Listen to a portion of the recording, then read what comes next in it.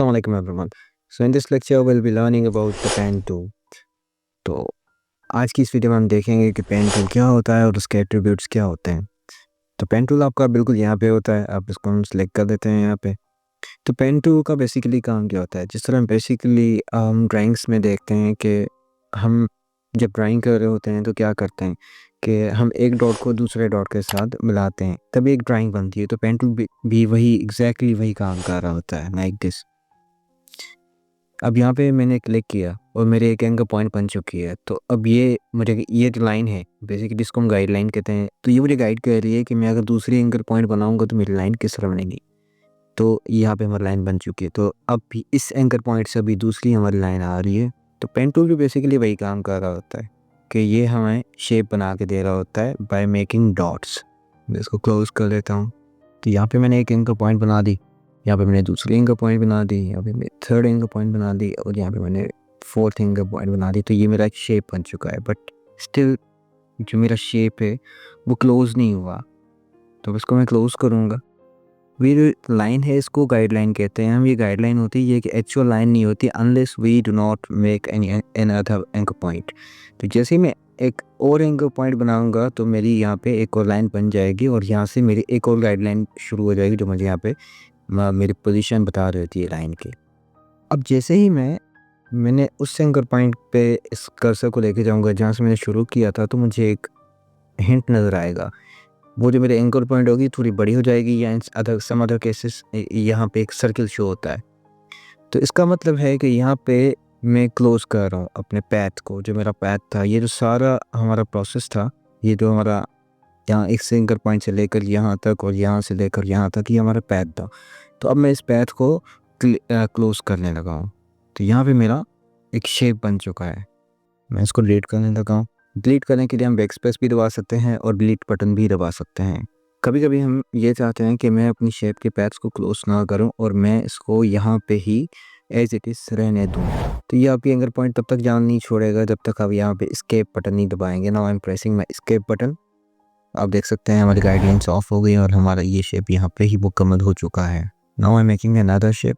इसको डिलीट कर रहा हूँ, सेलेक्ट ऑल दबा के मैंने यहाँ पे पेन टूल लिया है। अब आप देख सकते हैं ये हमें स्ट्रेट लाइन बना के दे रहा है, बिल्कुल ऐसे।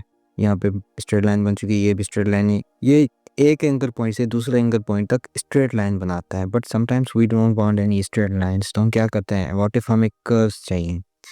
तो मैं यहाँ पे फॉर एग्जांपल क्लिक करूँगा और मैं इसको माउस का जो लेफ्ट बटन है उसको दबा के रखा हुआ है, अभी उसको मैंने छोड़ा नहीं है।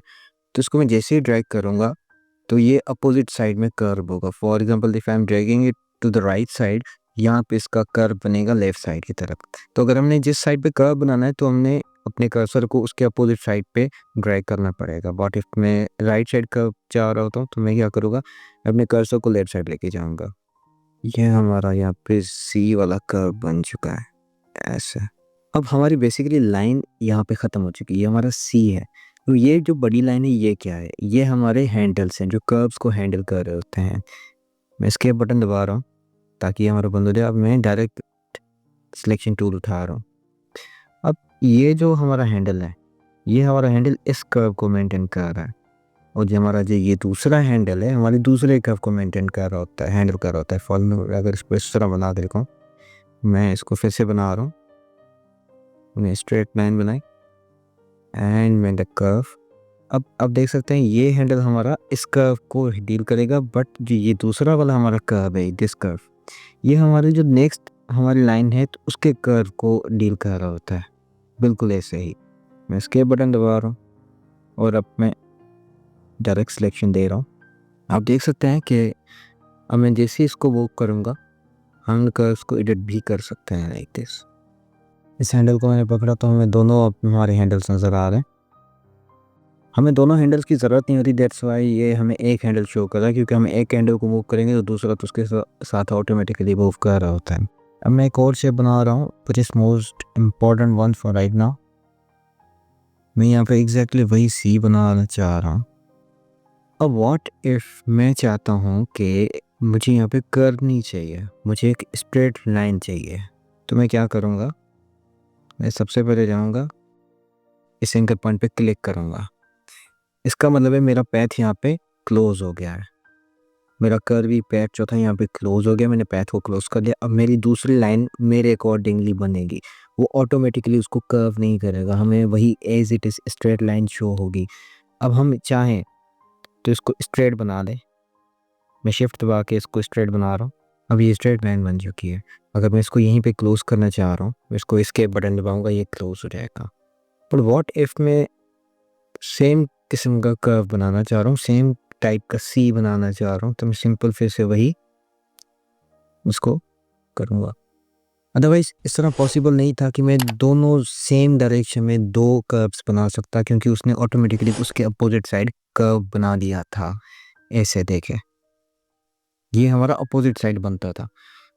तो अगर हमें सेम साइड दोनों सेम किस्म के कर्व्स चाहिए तो हमें क्या करना पड़ेगा, हमें सबसे पहले तो इस पैथ को यहाँ पे एंकर पॉइंट को क्लिक करके क्लोज करना पड़ेगा, and then we have a very new straight line जिसको हम कर्व में तब्दील कर सकते हैं, बिल्कुल ऐसे। मैं एक और शेप बनाने लगा हूँ, इसको मैं इसके बटन दबा रहा हूँ ताकि कैंसिल हो जाए। अब हम बनाने लगे हैं एक पत्ता, लीफ जिसको हम कहते हैं। सबसे पहले मैंने एक एंकर पॉइंट बनाई, मैंने दूसरी एंकर पॉइंट यहाँ बनाई, बिल्कुल ऐसे। तो अब आप देख सकते हैं यहाँ पे एक बहुत अजीब सी वियर्ड सी शेप बन रही है, और यहाँ तो एक स्ट्रेट लाइन बन रही है यहाँ के से, तो हमें ये नहीं चाहिए। तो सबसे पहले मैं क्या करूँगा, मैं जाके इसको यहाँ पे क्लोज करूँगा पैथ को, and I go click here. मैंने माउस की लेफ्ट की को दबा के रखा है, उसको मैंने छोड़ा नहीं है, and I am going to drag this. तो यहाँ पे हमारा एक लीफ का शेप बन चुका है, इसको मैं यहाँ रख देता हूँ। And the second shape we are going to make is Nike logo. हम एक छोटा सा लोगो बनाएंगे नाइकी का, not as accurate as it is, but हम ट्राई करेंगे कि अच्छा सा लोगो बना सकें हम। तो सबसे पहले मैंने यहाँ पे एक एंकर पॉइंट बनाई, उसको मैंने एक छोटा सा कर्व दे दिया। अब मैं इसको यहाँ पे क्लिक करूँगा, और मैंने माउस की छोड़ा नहीं है, मैंने उसको ट्रैक पकड़ा हुआ है, and I am going to track it to opposite side. अब मैंने इसको जैसे ऊपर ट्रैक किया तो इसने इसको अपोजिट डायरेक्शन में नीचे की साइड पे इसको कर्व दे दिया। अब आप देख सकते हैं यहाँ पे ये as accurate as it is तो नहीं बना, बट स्टिल हम इसको ड्रैग एंड ड्रॉप करके इसके हैंडल्स को यूज़ करके इसको एडिट कर सकते हैं। मैं